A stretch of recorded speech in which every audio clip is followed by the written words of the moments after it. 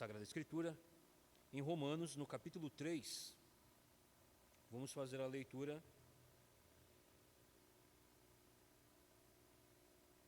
do verso 30 somente.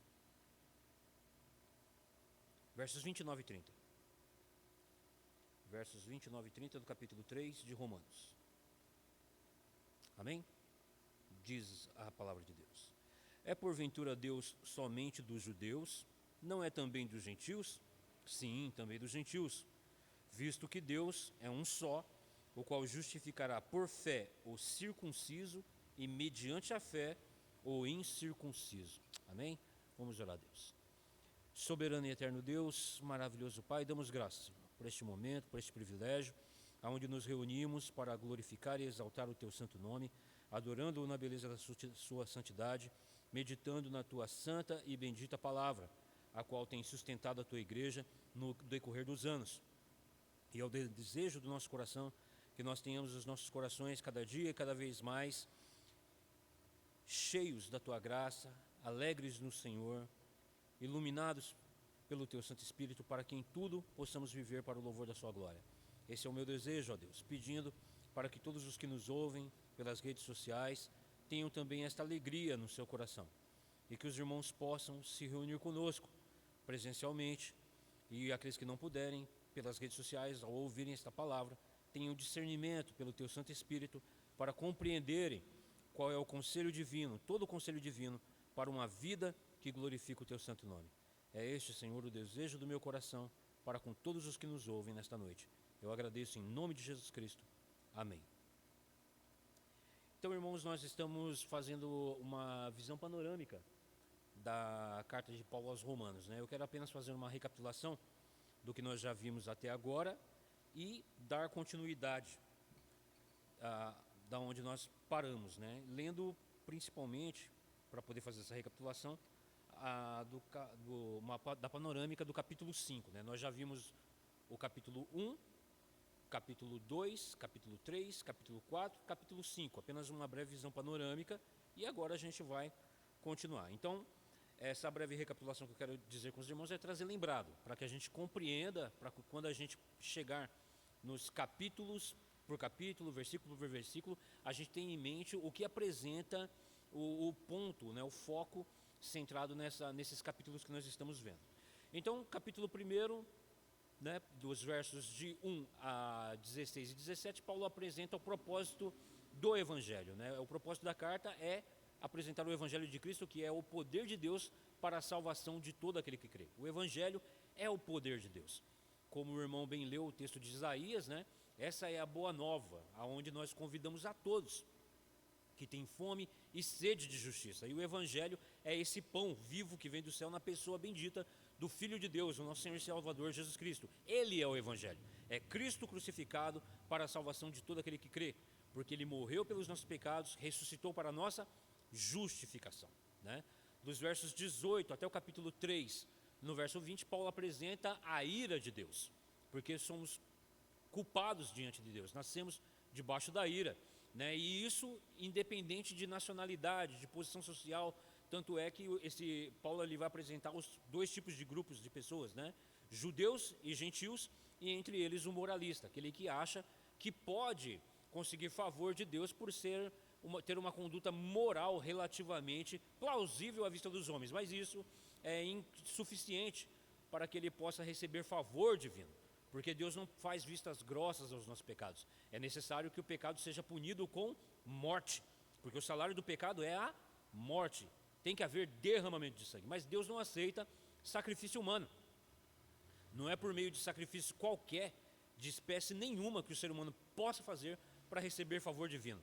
É necessário que o pecador seja punido, mas graças a Deus, que por Cristo Jesus, o nosso Senhor, verso 21, né? Mas agora, sem lei, mediante a lei, é nos apresentado a justiça de Deus mediante o Evangelho. O Evangelho é Jesus Cristo, né? Para a salvação de todo aquele que nele crê.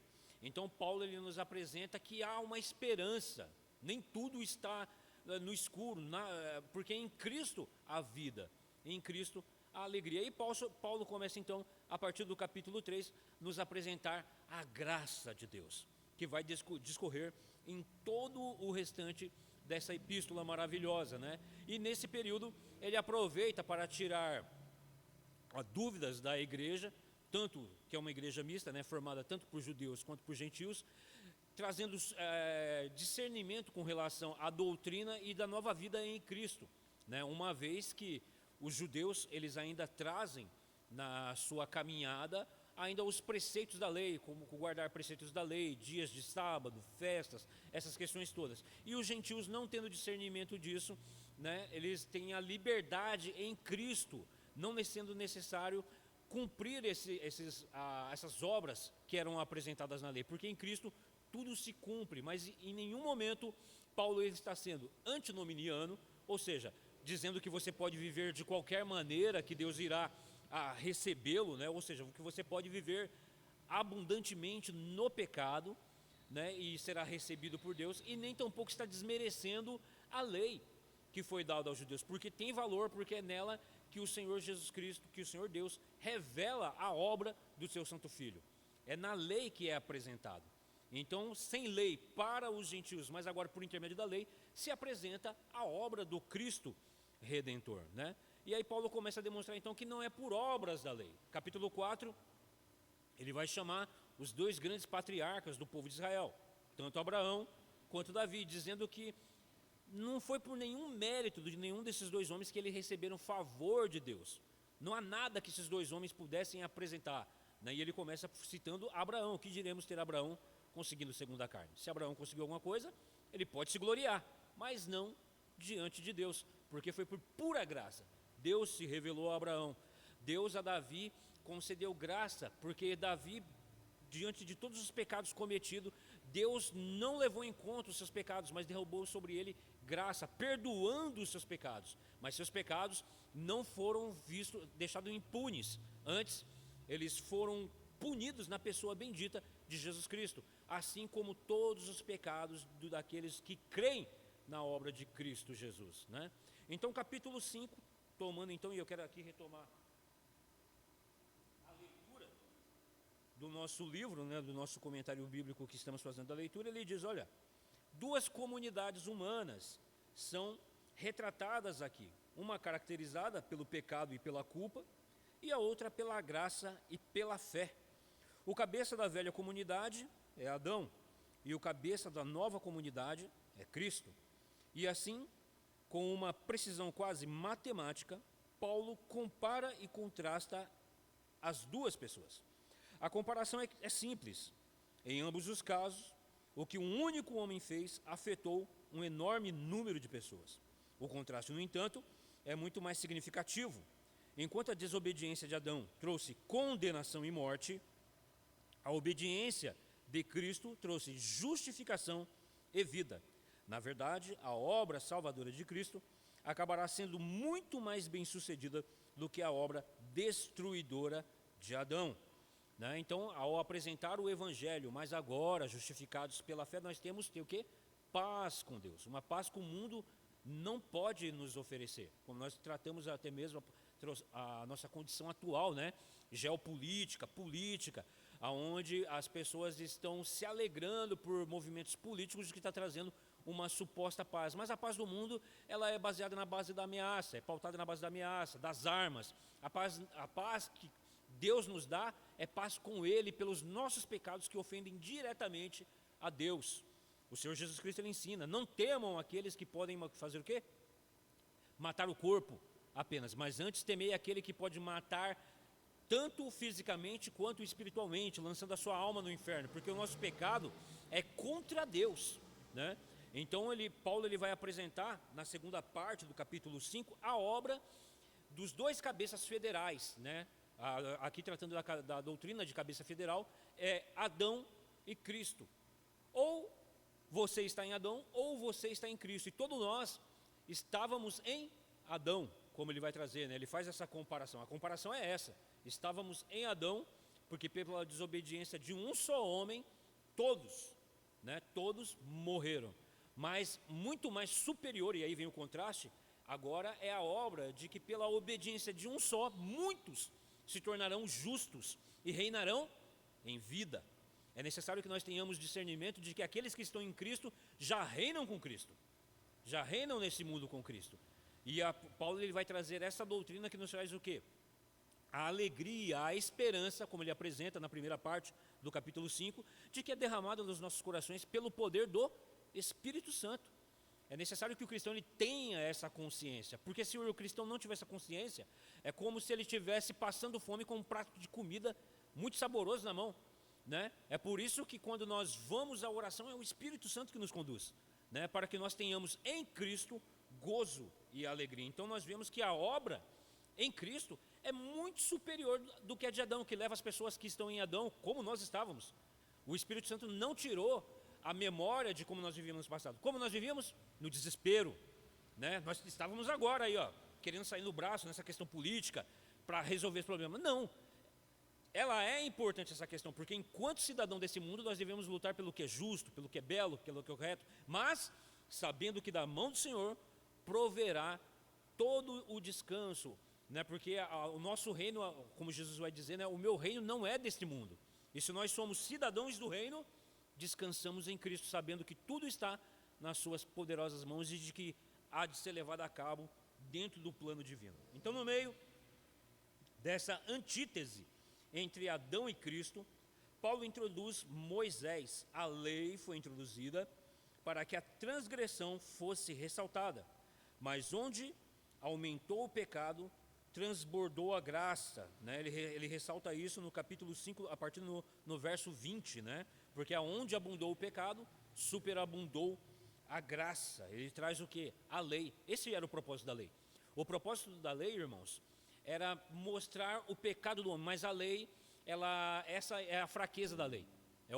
Aqui ela apresenta o poder da lei, de que ela aponta os nossos pecados, mas a fraqueza da lei é que ela não pode tirar o pecado. A lei, ela mostra a doença, mas não traz a cura, ou melhor, ela aponta para a cura, que é Cristo, que é Cristo. Esse é o propósito da lei. Ela traz o que? O realce do pecado, porque antes da lei não se tinha consciência do pecado. A pessoa pecava, vivia pecando, ela agia iniquamente contra o Senhor, adorando a criação. Ela tinha em si mesma, na sua própria vida, os meios de fuga, os meios de querer resolver os problemas, mas isso conduzia o homem ao quê? A morte. E morte aqui é morte eterna, de fato, é morrer nos seus pecados, é morrer como inimigo de Deus. E aí Paulo apresenta a graça que a lei aponta na pessoa bendita de Jesus Cristo, né?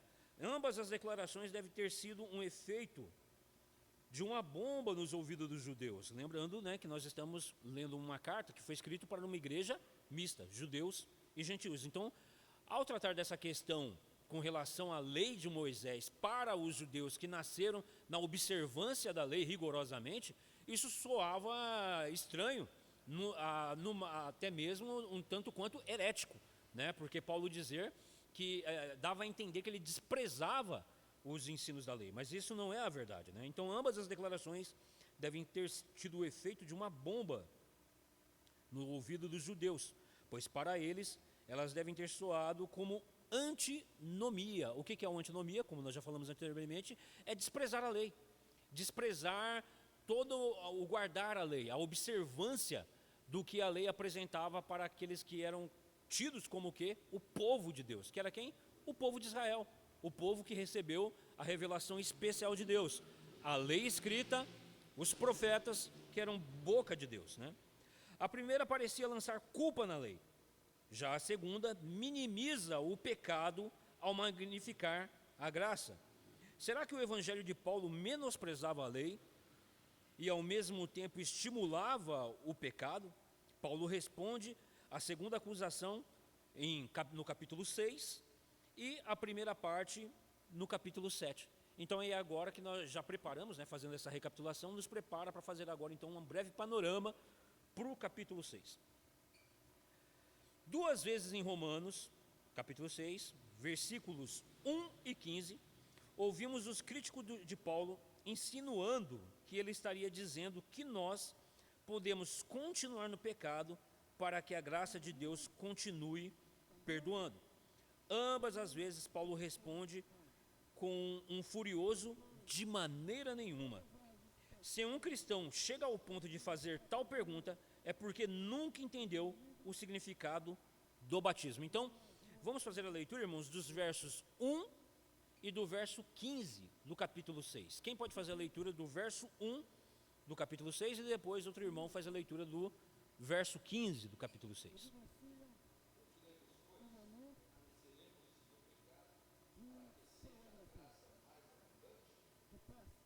Amém? E o verso 15 do capítulo 6?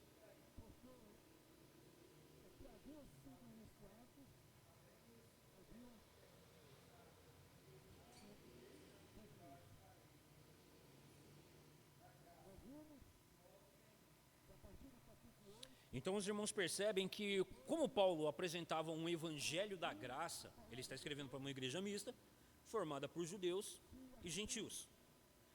Esses irmãos provavelmente ouviram a pregação de Pedro lá em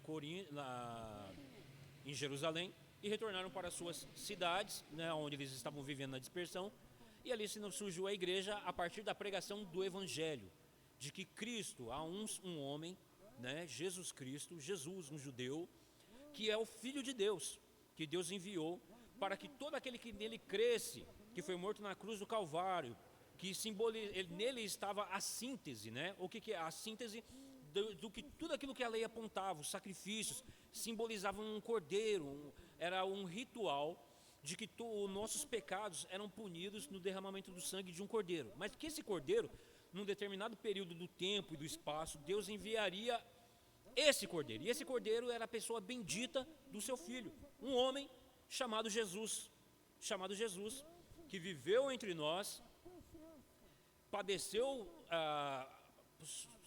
as mesmas condições que nós passávamos, né, sofreu todas as coisas, mas que foi rejeitado pelo seu povo, uma vez que ele se apresentou como sendo ele o Filho de Deus, e foi crucificado. Tudo isso era necessário que ocorresse, todas essas coisas eram necessárias que ocorresse para que se cumprisse a justiça divina. Então, o Deus envia o justo pelos injustos, ele morre na cruz do Calvário, e quando todos aqueles que ouviram a mensagem dos seus discípulos, crendo nessa mensagem de que, crendo na obra vicária daquele homem, eu seria justificado do meu pecado, eles creram de fato, e eles foram selados com o Espírito Santo de Deus, que iluminou o entendimento deles para a compreensão do que a lei tratava, de que os nossos pecados nos colocavam em débito para com Deus, de que nós estávamos éramos constantemente inimigos de Deus e constantemente pecando contra o Senhor. Ao crermos nisso, fomos salvos, e de que agora já não era mais necessário guardar rituais da lei. Percebe então como soa o Evangelho? O Evangelho soa como que menosprezando a lei, e de maneira que o Paulo ele diz, olha, todos os seus pecados são perdoados se creres em Jesus Cristo. Então muitos entendiam isso como uma forma de antinomismo, ou seja, de desprezar a lei, e alguns chegavam ao ponto de dizer então, que uma vez que eu desprezo a lei e eu creio única e exclusivamente na obra desse homem na cruz do Calvário, eu posso viver no pecado, porque isso vai fazer com que Deus seja ainda muito mais gracioso para com aquele pecador. Então era assim que estavam ocorrendo esse entendimento na mente de muitos judeus com relação ao Evangelho. Por isso que no capítulo 6, Paulo ele volta atrás e ele vai dizer, de jeito nenhum, como eu posso continuar insistindo naquilo para o qual eu já morri? Não faz sentido. Percebe? Então Paulo ele faz ele chama os seus ouvintes a ter esse pensamento lógico, racional, com relação a como viver na presença de Deus. Como é que vocês viviam quando guardavam a lei? Quer dizer que então assim que vocês viviam quando guardavam a lei? Uso um pensamento para trazer para vocês então com relação a isso. E era exatamente isso que eles faziam. Jesus, o próprio Cristo, ele condena os fariseus por viverem exatamente nessa forma. Ou seja, eles viviam como guardadores da lei, não no coração, mas apenas na forma externa das obras da lei. Por isso, o Senhor dizia a eles, né, o Senhor dizendo, já no Antigo Testamento, Deus falava ao povo de Israel, circuncidai-vos os vossos corações. Eu quero um coração circuncidado. Mas Israel parece que não prestava atenção nisso, porque Deus sonda o coração. O mesmo vale para o gentil que creu no Evangelho. É nulo, é totalmente inútil dizer que crê em Jesus Cristo com a sua boca. Eu digo, eu creio em Jesus, mas eu vivo de forma totalmente contrária ao novo nascimento, a uma nova vida para com Deus. Deus não terá de maneira nenhuma essa pessoa por inocente. Ou seja, uma pessoa que declara isso abertamente, eu posso viver no pecado então, porque se a lei revela o meu pecado, mas Cristo morreu para justificar do meu pecado, então eu posso fazer o quê? Viver abundantemente no pecado e receber favor divino. A pessoa que pensa dessa maneira, ele não compreendeu em nenhum momento o que é o Evangelho, qual era o papel da lei e o que é o Evangelho, e ele ainda continua morto nos seus delitos e pecado. Ele não compreendeu o Evangelho. Mas agora muitos não entendendo, por isso nós estamos numa escola dominical, podemos dizer assim, embora seja uma sexta-feira, nós estamos num estudo bíblico. Nós estamos aqui para dizer que esse entendimento, muitos salvos não têm esse entendimento. Mas o que faz ele ter essa luta interna com relação ao seu ato pecaminoso e muitas das vezes vive sofrendo porque não tem o que? Discernimento da palavra de Deus. Não quer dizer que o fato de você não ter esse discernimento, você não é salvo. Percebe? Conhecimento meramente intelectual não traz salvação. Percebe? Exatamente.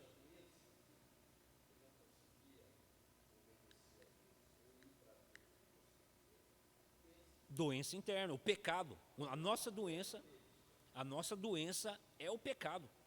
A maior doença do homem não é o câncer, não é qualquer doença física, é o pecado que mata tanto física quanto espiritualmente, nos coloca como inimigos de Deus. Então, Paulo apresenta no capítulo 6, ele volta e traz esse discernimento para que tanto o judeu quanto o gentil que está ouvindo o ensino com relação à lei e à graça que o Evangelho apresenta, embora em todo momento era o quê? Graça. A lei é graça, já é graça de Deus, porque ele está mostrando o quê? Você está enfermo. Você está enfermo. E é necessário que a única maneira de você ser curado dessa doença é crer na obra redentora do Cordeiro de Deus, que é apresentado no Antigo Testamento apontando para Jesus Cristo. Que a lei apontava, veio na pessoa de Jesus Cristo. E agora, uma vez que eu creio nele, como creram os irmãos do Antigo Testamento, de fato, de coração, circuncidaram o coração, eles andaram nessa pisada. Tanto é que nós vamos ver lá em Lucas, né? Simeão, quando ele vê o Senhor Jesus Cristo quando criança, ele diz: Senhor, você percebe? Ele cria o tempo todo. Ele estava indo no templo, ele estava indo lá levando sangue de bodes, mas ele sabia que não é pelo sangue de bode que ele estava sendo perdoado dos pecados. Ele falava: esse sangue simboliza aquele sangue puro, perfeito, que vai ser enviado ao mundo pelo Filho de Deus. E aí quando ele viu, ele falou: Senhor, despede em paz o teu servo, porque os meus olhos viram a salvação, a tua salvação. Isso é maravilhoso, isso é o Evangelho. Então você percebe, haviam crentes no Antigo Testamento. Ninguém lá era salvo por obras, por guardar isso e aquilo. Não, eram salvos por andarem no preceito da lei, no coração, na fé. A mesma fé que nós somos chamados a andarmos também. O Espírito Santo de Deus me iluminou o meu coração para que, ao ouvir a mensagem do Evangelho, não compreendendo como nós estamos compreendendo agora essa doutrina, porque de forma teológica, esmiuçada ponto por ponto, como nós vamos ver, justificação, propiciação, redenção, que está em Cristo Jesus. Eu não compreendi essas coisas, mas assim que eu criei no Evangelho e eu quis correr para Cristo, mesmo sem compreender. Mas aí, andando ainda numa certa ignorância, eu sofria, porque ainda eu me via sujeito ainda aos tropeços do pecado, e me sentia mal, e não tinha descanso em Cristo. E por isso que o Senhor levantou mestres como Paulo para trazer doutrina à igreja, para que, tendo discernimento dessas doutrinas, eu nasci de novo. O Senhor operou no meu coração. Eu não posso dizer quem nasceu, mas aquele que nasceu de novo, ele sabe: eu nasci de novo. É por isso que eu me incomodo com o pecado. Eu peco, mas eu não tenho mais alegria no pecado.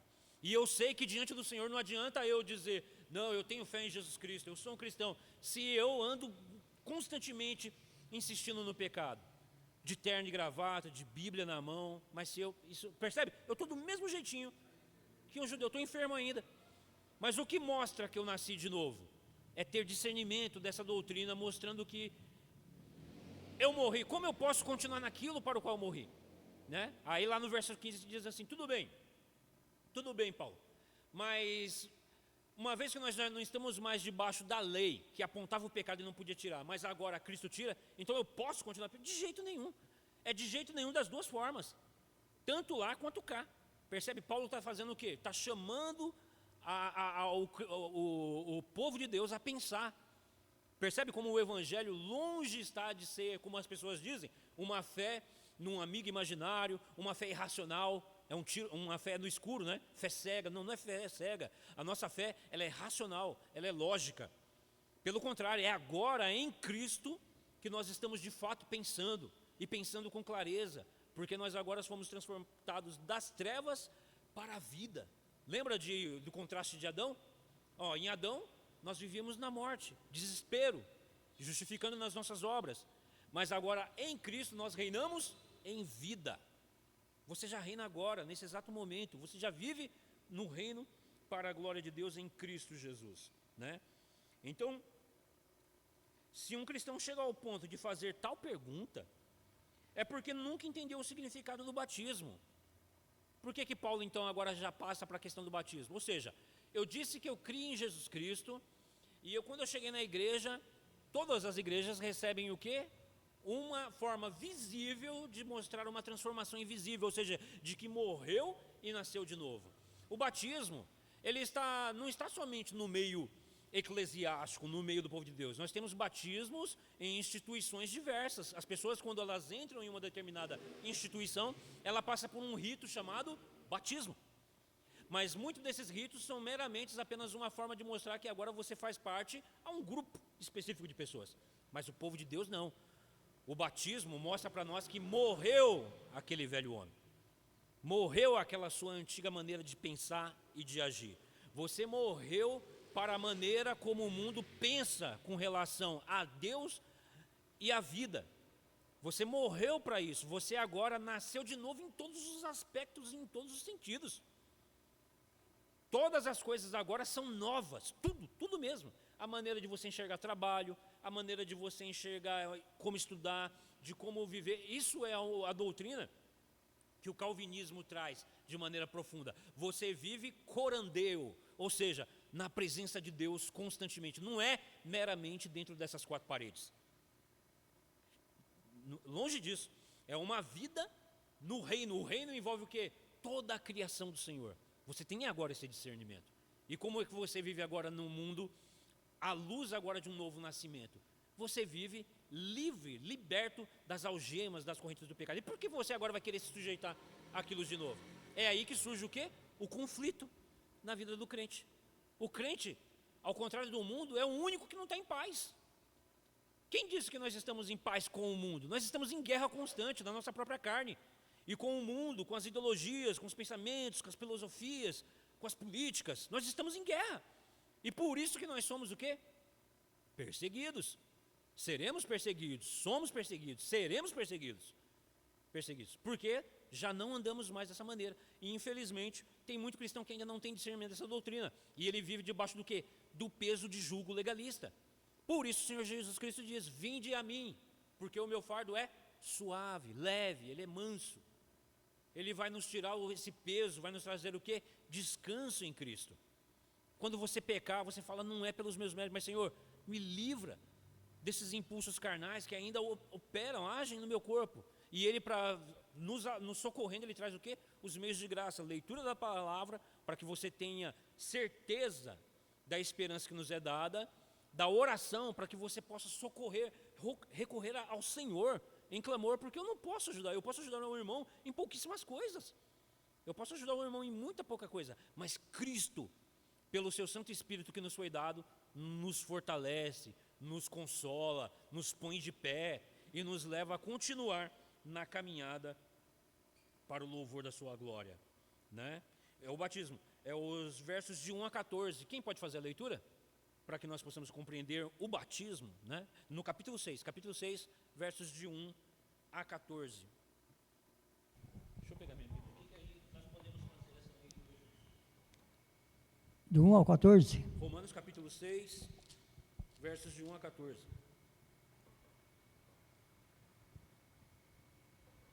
O irmão pode fazer a leitura, Que diremos, pois? Permaneceremos no pecado para que seja a graça mais abundante? De modo nenhum. Como viveremos ainda no pecado, nós o que para eles morremos? Ou porventura ignorais que todos nós que fomos batizados em Cristo Jesus, fomos batizados na sua morte? Fomos, pois, sepultados com ele na morte pelo batismo, para que, como Cristo foi ressuscitado dentre os mortos pela glória do Pai, assim também andemos nós em novidade de vida. Porque se fomos unidos com ele na semelhança da sua morte, certamente o seremos também na semelhança da sua ressurreição. Sabendo isto, que foi crucificado com ele o nosso velho homem, para que o corpo do pecado seja destruído, e não sirvamos o pecado como escravos. Porquanto quem morreu está justificado do pecado. Ora, se já morremos com Cristo, cremos que também com ele viveremos, sabedores de que, havendo Cristo ressuscitado dentre os mortos, já não morre. A morte já não tem domínio sobre ele. Pois, quanto a ter morrido, de uma vez para sempre morreu para o pecado, mas quando a viver, vive para Deus. Assim também vós considerai-vos mortos para o pecado, mas vivos para Deus em Cristo Jesus. Não reine, portanto, o pecado em vosso corpo mortal, de maneira que obedeçais às suas paixões, nem ofereçais cada um os membros do seu corpo ao pecado, como instrumento de iniquidade, mas oferecei-vos a Deus como ressurreto dentre os mortos, e os vossos membros a Deus como instrumento de justiça, porque o pecado não terá domínio sobre vós, pois não estáis debaixo da lei, e sim da graça. Amém. Então nós vemos que Paulo chama os seus leitores para prestar atenção nisso. Olha, vocês receberam o Evangelho, que é o poder de Deus para a salvação de todo aquele que crê. O Espírito Santo de Deus habitando em vocês, fez com que vocês sentissem isso, percebessem isso na pregação do Evangelho. Mas agora, no entanto, vocês estão trazendo esse tipo de pensamento, esse pensamento com relação à lei e à graça, né? Então, sinal que vocês não entenderam o que significa o batismo de vocês, porque cremos que todos vocês foram batizados, porque isso é o que? A doutrina cristã. É o ensino do Senhor Jesus Cristo, né? Ele diz, vão por todas as partes, fazendo novos discípulos, batizando-os. É o batismo, em nome do Pai, do Filho e do Espírito Santo. E eu estarei convosco até a consumação dos séculos. Vocês foram batizados nisso. Mas vocês entenderam isso? É que nem logo no capítulo 1, nós lemos, geralmente a gente passa batido ou lê corrido, né? A saudação, graça e paz. A gente fala isso constantemente, cumprimentamos os nossos irmãos com graça e paz. Mas muitas das vezes sem compreender. Ah, não, é assim que os presbiterianos se cumprimentam. É porque está na Bíblia esse cumprimento assim, não, graça. Graça da parte de Deus, misericórdia indevida que nós não merecíamos. Recebemos graça. E junto com a graça, recebemos a fé em Jesus Cristo. E pela fé, paz. Justificados, pois, pela fé, temos paz com Deus. Você apresenta doutrina profunda logo na saudação, graça e paz. E quantos de nós percebemos isso? Temos discernimento com relação a isso? Muitos não têm. Eles apenas falam, os presbiterianos se cumprimentam assim. Aí vão usar a paz do Senhor, apresenta doutrina também, paz do Senhor. Não tem problema nenhum, percebe? Mas será que compreendem a profundidade dessa doutrina? Tão pouco, então Paulo ele vai mais além. Vocês compreenderam o batismo de vocês? Por isso que no verso 3 ele diz: ou porventura ignorais que todos nós que fomos batizados em Cristo Jesus, fomos batizados na sua morte. Misticamente. Nós fomos unidos com Cristo, na morte de Cristo, há 2000 anos atrás, lá na cruz do Calvário. Morremos com Ele. Por quê? Porque os nossos pecados foram punidos nele. Isso é maravilhoso. Pode falar, meu irmão. No 6, verso 6, capítulo 6, verso 6, sabendo isto, né, que foi crucificado com ele o nosso velho homem, para que o corpo do pecado seja destruído e não sirvamos o pecado como escravos. É necessário que nós sabendo. Então, isso é nós saber que o nosso velho homem foi crucificado. Perfeito. Em Cristo. Então, Saber. quando eu entendo isso, muitos irmãos não entendem. Mas aí, quando você entende isso, você começa a ter de fato, como você está nascendo de novo. Nós estamos constantemente aprendendo do nosso Senhor, conhecendo mais ao nosso Deus, e ao conhecermos ao Senhor, nós conhecemos a nós mesmos. O que nos traz convicção de pecado? Conhecer o Senhor. É conhecer o Senhor, que traz o discernimento para nós de quem nós somos, que nós somos o quê? Éramos criaturas, somos criaturas de Deus, éramos caídos, estávamos no estado de morte, mas agora em Cristo nós somos transportados para a vida. E aí como é que eu posso continuar vivendo? Aí Paulo fala assim, portanto não reine em vosso corpo o quê? Os desejos impuros. Ou seja, ele vai trazer, nós vamos ver isso mais adiante, quando nós entrarmos em capítulo por capítulo e versículo por versículo. Então não quero me deter muito nisso agora. Mas ele vai fazer o quê? Paulo vai parar para pensar junto com a gente na nossa agora nova condição de vida em Cristo Jesus, né? Então, e não entenderam então a sua conversão, né? Se não entenderam o batismo, não entenderam a sua conversão. Será que eles não sabiam que o seu batismo significou uma união com Cristo em sua morte, e que a morte de Cristo foi uma morte para o pecado? Ir ao encontro de suas demandas, pagando a sua penalidade, né? Cristo foi de encontro às nossas demandas, pagando os nossos pecados. E que eles haviam participado também em sua ressurreição, pela união com Cristo. Eles mesmos estavam mortos para pecados e vivos para Deus. Como então podiam continuar vivendo naquilo para o qual já haviam morrido? Com a conversão ocorria a mesma coisa. Eles já haviam tomado o passo decisivo de oferecer-se a Deus como seus escravos. Então, como poderiam sequer considerar a possibilidade de voltar a sujeitar-se ao pecado? Tanto o nosso batismo como a nossa conversão fecharam a porta para a velha vida e abriram caminho para uma vida nova. Não que nos seja impossível voltar, só que isto seria inconcebível. A graça, longe de incentivar o pecado, proíbe a sua prática. Me veio à mente claramente,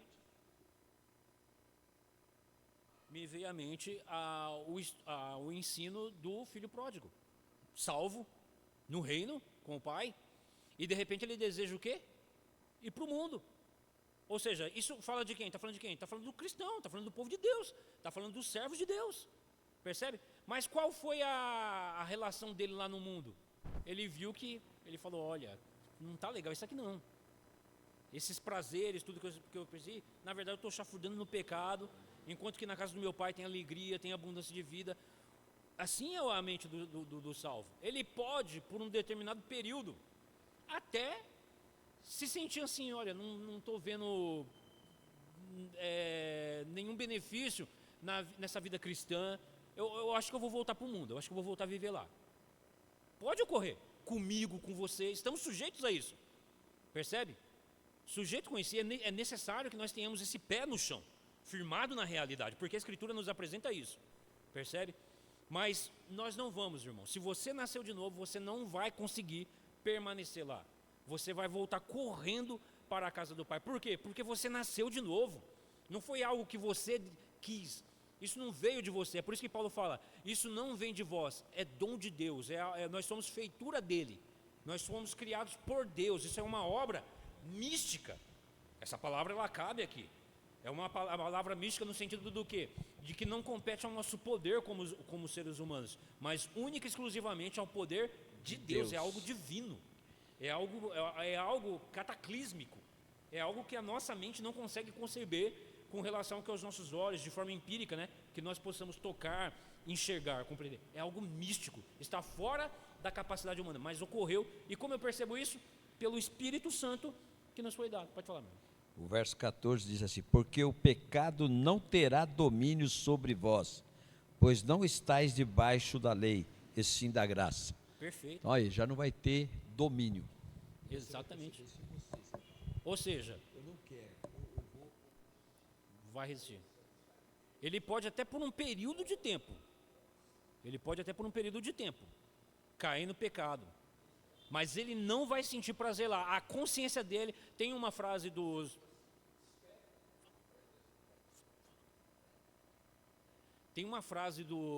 reformadores na internet que eu gosto muito, que sempre tem, né? Frases dos reformadores disseram, e uma delas, ela diz assim, a ovelha, ela pode até cair na lama, mas ao contrário do porco, ela não sentirá prazer. Isso é maravilhoso, percebe? Está falando do quê? Do salvo.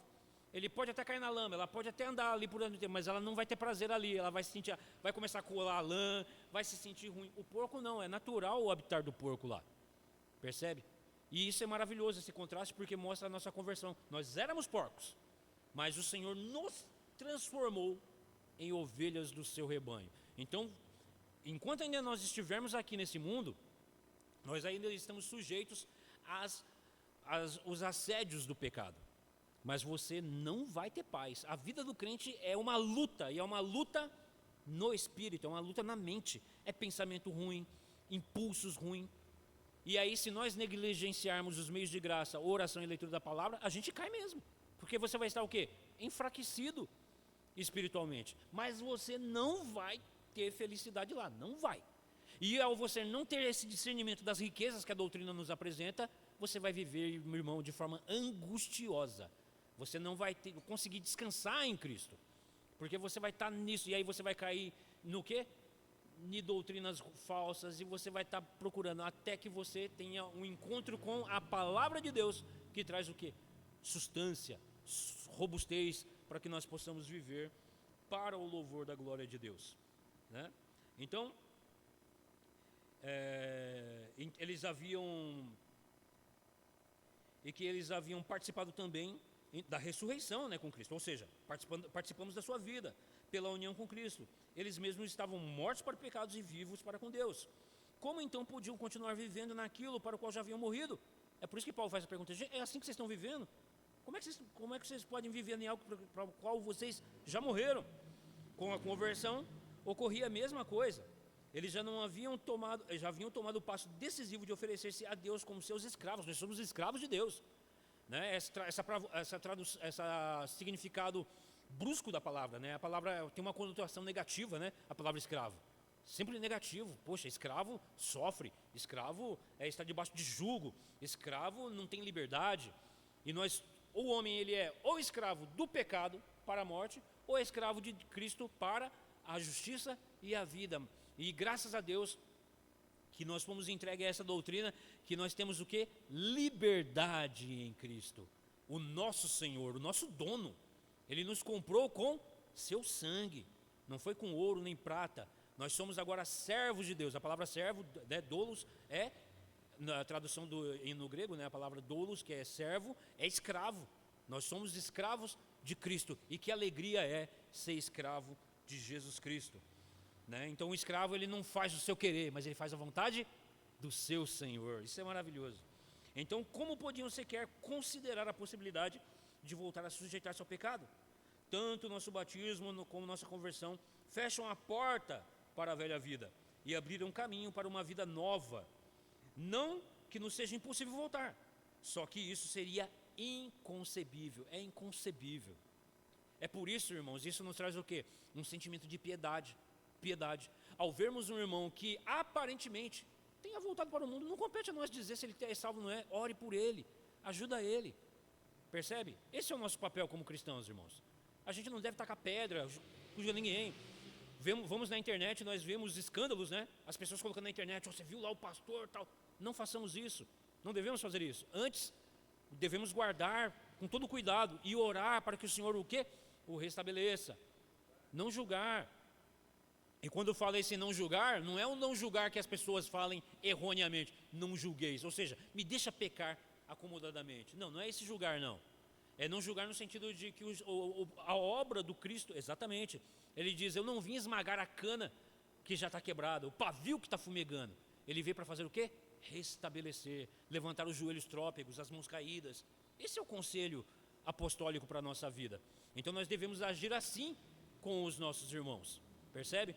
Isso é maravilhoso para nós. Entender essa doutrina e podermos socorrer os nossos irmãos. Como Paulo vai dizer, aquele que pensa que está em pé, cuide para que não caia. Cuide para que não caia. Então você percebe, essa doutrina, ela nos alegra e nos humilha. Nos coloca, olha, não é de vocês, não pertence a vocês, é dom de Deus. Se você morreu com Cristo, crê que com Ele também viveu, saiba que foi Ele quem morreu pelos nossos pecados.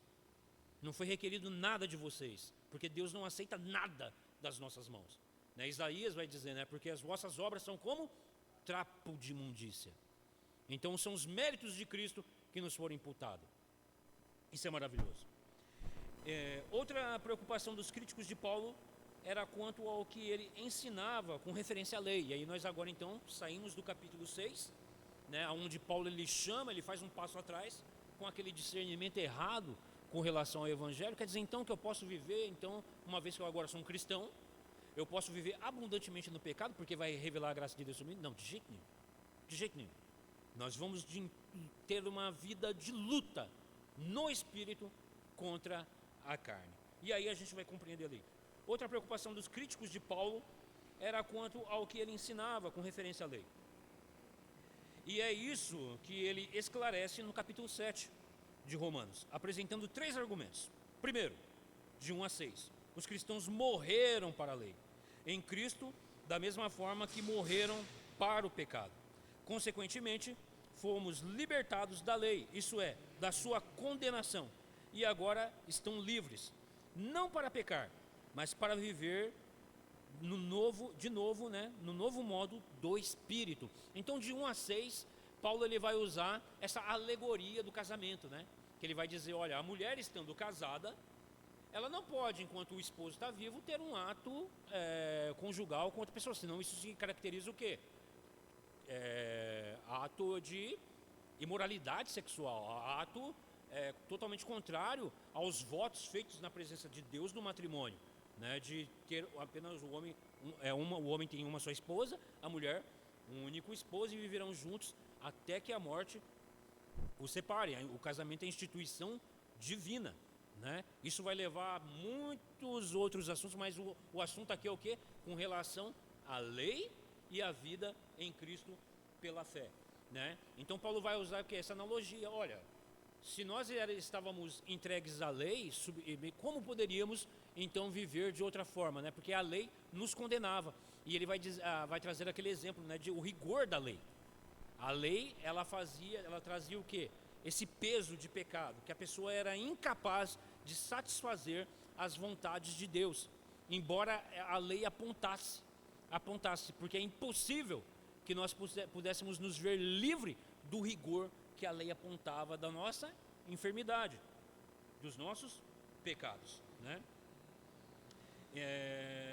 Consequentemente, nós fomos libertados da lei, isso é, da sua condenação, e agora estamos livres, não para pecar, mas para servir no novo modo do Espírito. Do verso 7 até o verso 13, Paulo ele principia ali o ministério do Espírito Santo. Quem pode fazer a leitura apenas do verso 7 do capítulo 7? Verso 7 do capítulo 7. Que diremos, pois? É a lei pecado? De modo nenhum. Mas eu não teria conhecido o pecado, senão por intermédio da lei, pois não feria eu Não teria eu conhecido a cobiça se a lei não dissera, não cobiçarás. Eu acho que é o verso 6, irmão. Peço perdão. Lê o verso 6 do capítulo 7. Agora, porém, libertados da lei, estamos mortos para aquilo a que estávamos sujeitos, de modo que servimos em novidade de espírito e não na caducidade da lei, da letra. É isso, é isso. Eu estou sem o celular é mais fácil de procurar, né? Aí eu deixo o celular carregando ali. E como esse negocinho aqui ele é muito leve, eu tenho medo de deixar a Bíblia aqui, vai cair tudo. Capítulo 7. É isso mesmo, o Mauri leu, ele fez a leitura. É isso mesmo.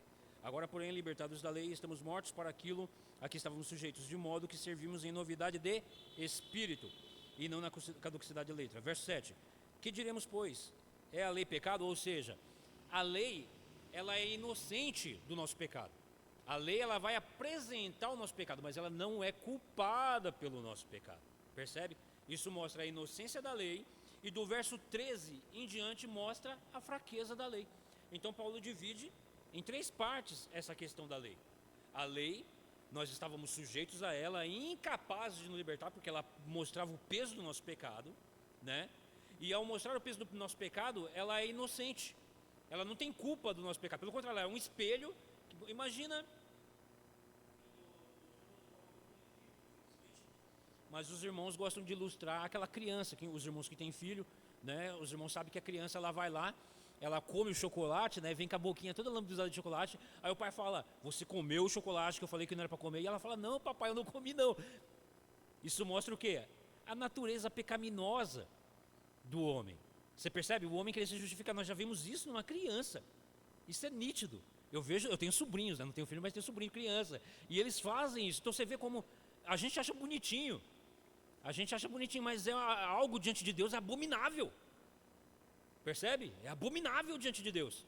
E aí você fala assim: você não comeu. Não, aí você pega um espelho e coloca na frente da criança. Ela vai ver, ela toda suja de chocolate, ela vai negar até o último. Ela vai negar até o último, vai fazer trejeitos lá, mas não vai. Ou seja, o homem é incapaz de confessar os seus pecados. De maneira que a lei é o espelho. Mostra o nosso pecado, mas não tira o pecado. Não tira o pecado. Então a lei, ela é inocente. Então no primeiro ponto da lei mostra o rigor da lei, de 1 a 6, no capítulo 7, falando do qual é o papel da lei. Aí dos versos de 7 até o verso 13 mostra a inocência da lei. Porque a lei nos mostra o nosso pecado, mas ela é incapaz de tirar. E aí do verso 13 em diante mostra a fraqueza da lei. A lei não pode tirar o nosso pecado. Mas o propósito da lei é justamente isso. É mostrar quem nós somos, né? E só isso já é o quê? É graça. A lei é graça. Porque se Deus tivesse nos deixado no estado em que nós estávamos, nós estaríamos lá no capítulo 5, quando Paulo diz o quê? Porque a morte reinou, mesmo sobre aqueles que não pecaram à semelhança de Adão, ou seja, na presença de Deus, da sua palavra, né? Mas a morte reinou até mesmo sobre esse, de maneira que todos pereceram. E pereceram aqui é morte de condenação eterna. Não é mera morte física, não. Não vai para purgatório, não. Não tem isso, não. Porque o homem é indesculpável diante de Deus, à luz do que recebeu com relação à pessoa, aos seus atributos, à sua divindade. O homem tem conhecimento de divindade, né? Então, Paulo argumenta que, embora a lei revele, provoque e condene o pecado, ela não é responsável pelo pecado ou pela morte. Pelo contrário, a lei é santa. Paulo exonera, ou seja, inocenta a lei. Em terceiro lugar, dos versos de 14 até 25, o apóstolo descreve, em termos muito vívidos, uma penosa e constante luta moral interior. Se o miserável homem que clama por libertação é um cristão regenerado ou um não regenerado, a minha posição é uma terceira. Aqui é o nosso estudioso dando a sua opinião, né? A minha posição é uma terceira. E se trata do próprio Paulo, ou de alguém que ele está personificando. Isso não importa. O seu propósito nesta passagem é de demonstrar a fragilidade da lei. Sua derrota deve-se não à lei, que é santa, nem mesmo ao seu próprio eu, mas sim ao pecado que habita em mim. Ele deixa isso claro nos versos 17 e 20. Quem pode fazer a leitura? Do capítulo 7, versos 17 e 20 do capítulo 7. Neste caso, quem faz isso já não sou eu, mas o pecado que habita em mim. Porque eu sei que em mim, isto é, na minha carne, não habita bem nenhum, pois o querer o bem está em mim, não, porém, o efetuá-lo. Porque não faço o bem que prefiro, mas o mal que não quero, esse faço. Mas se eu faço o que não quero, já não sou eu quem o faz, e sim o pecado que habita em mim. Você percebe a luta que a pessoa está passando? E isto, a lei não tem poder algum de controlar, ou seja, a lei ela não tem esse poder de controlar isso. A pessoa está sujeita ao pecado e vai pecar e continuar no pecado. Mas um nascido de novo, ele traz esse discernimento que Paulo está tendo. O que nasceu de novo, a pessoa que nasceu de novo, ele traz esse discernimento de que ele está lutando pelo pecado, de maneira que eu quero fazer o bem. Eu quero, você quer, nós queremos fazer o bem. Mas há no nosso corpo uma luta. A cobiça. Exatamente.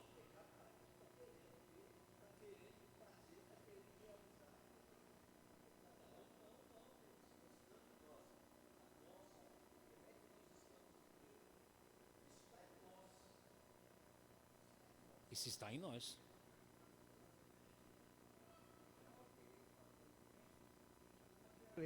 E de que o mal reside em mim. Exato. Então a lei, ela veio exatamente mostrar isso, ou seja, quando ele sentou para ler a lei, o Espírito Santo de Deus iluminou ele para trazer ele a refletir com relação ao caráter santo de Deus e como ele vivia.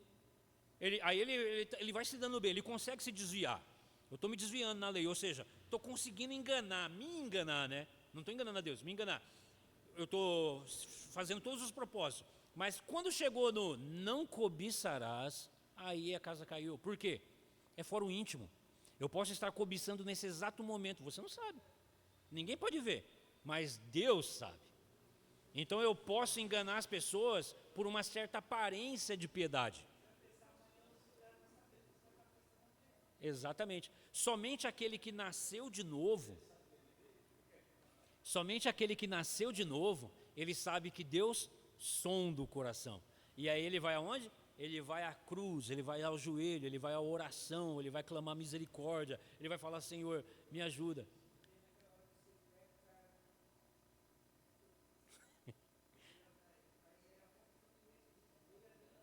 Exatamente, né?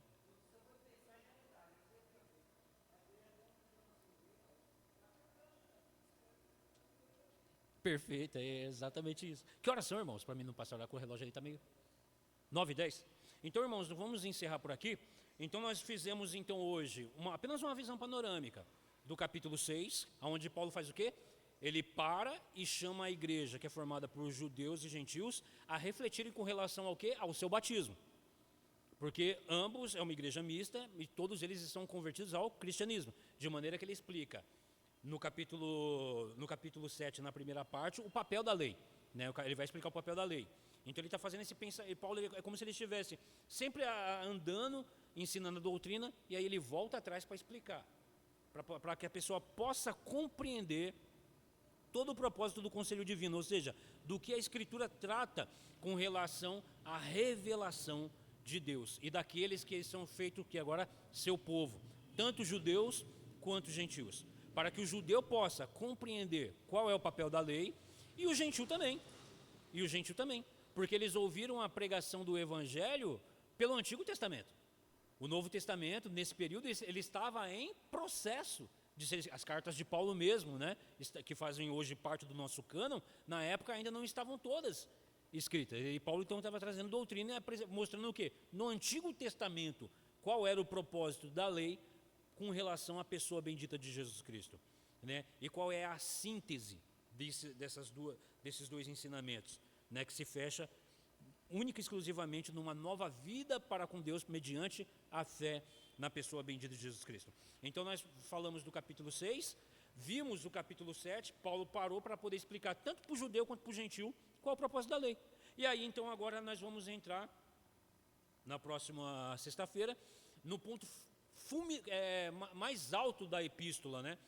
É senso de todos os estudiosos, que é a parte mais gloriosa dessa carta, que é o capítulo 8, né? Que nós vamos entrar na obra agora no quê? No ministério do Espírito Santo, né? Do Espírito Santo, que todo cristão, todo crente em Cristo Jesus, quando creu, foi selado com o Espírito Santo. Não existe essa de que, eu criei em Jesus, mas agora eu vou buscar o batismo com o Espírito Santo, uma segunda bênção, um segundo batismo. Não.